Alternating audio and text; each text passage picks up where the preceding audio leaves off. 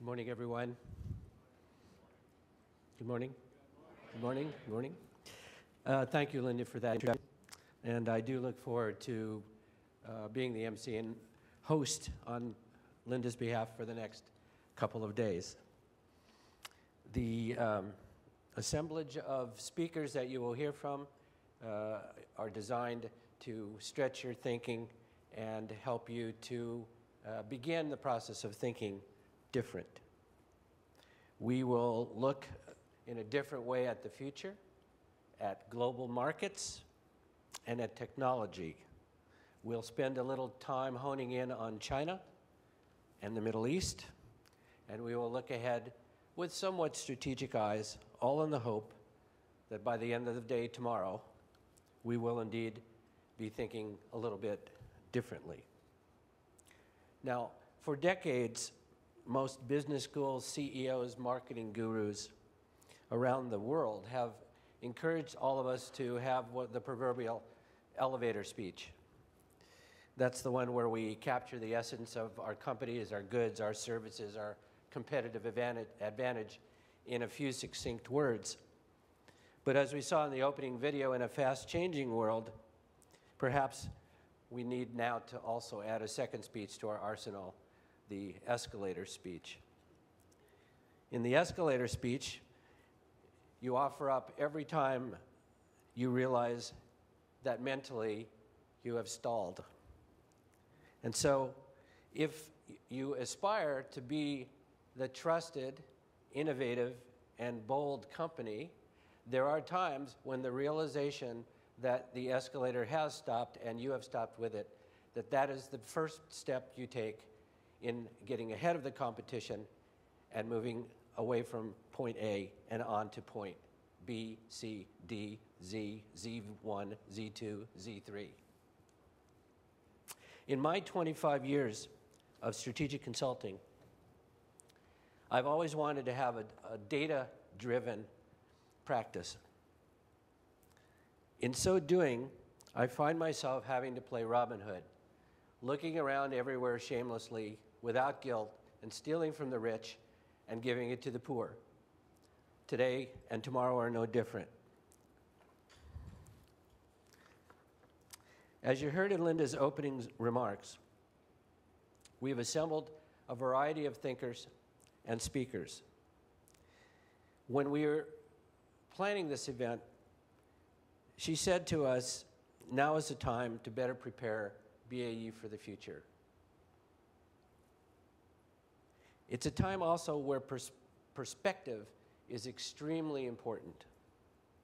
And, of course, it's a time when good enough is not good enough. So what do you do in these situations? What we will be focusing on to some extent, in addition to thinking differently, is how do you as leaders combine innovation and leadership? For the last many years, I have been writing about those two topics, and I want to just offer up to you 5 points of interest that have to do with the process by which leaders can successfully and in a sustainable way innovate.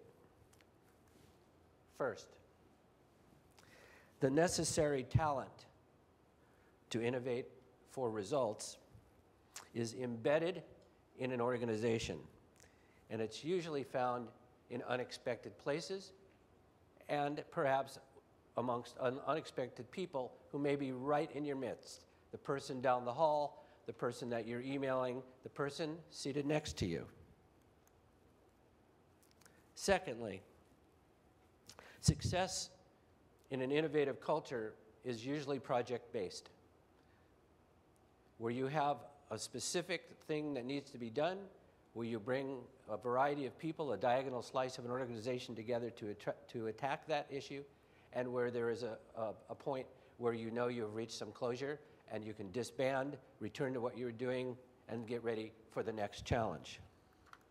Third, innovation thrives when it is part of a company's entire culture. How many times have you seen organizations where the creative minds, the innovative types, are designated, specified, placed in a particular part of a building, the creative team, etc.? Well, the truth is that innovation is everybody's everyday job. Fourth, leading innovation requires a few who are able to engage many. I think part of Linda's desire of having this particular group in this room at this point in time reflects that. And fifth, innovation is more sustainable when no single individual takes credit for it. My mother used to say, you can change your life in an afternoon. It took me about 50 years and 5 children to get some idea of what she was actually talking about. Now I understand. Most of what it takes to change, to innovate, to get off that stopped escalator is conveniently located inside our own heads. Looking around the room, talent is all around us, next to us. The decision to move forward, the decision to challenge conventional wisdom, all of that is within our grasp. All of it can be done very quickly. In fact, literally, we can get to that tipping point in a flash. As a metaphor for all of this, as a metaphor for you to see in a visual format, we've assembled a video for you in which a phenomenon of the last year or so is captured. Some of you may be familiar with this, and some of you may not. But it illustrates those 5 points that I just made. So, ladies and gentlemen, please enjoy, please meet Flash Mob.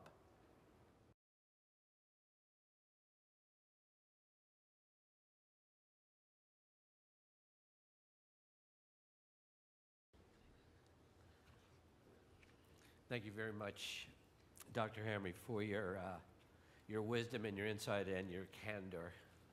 It's always refreshing.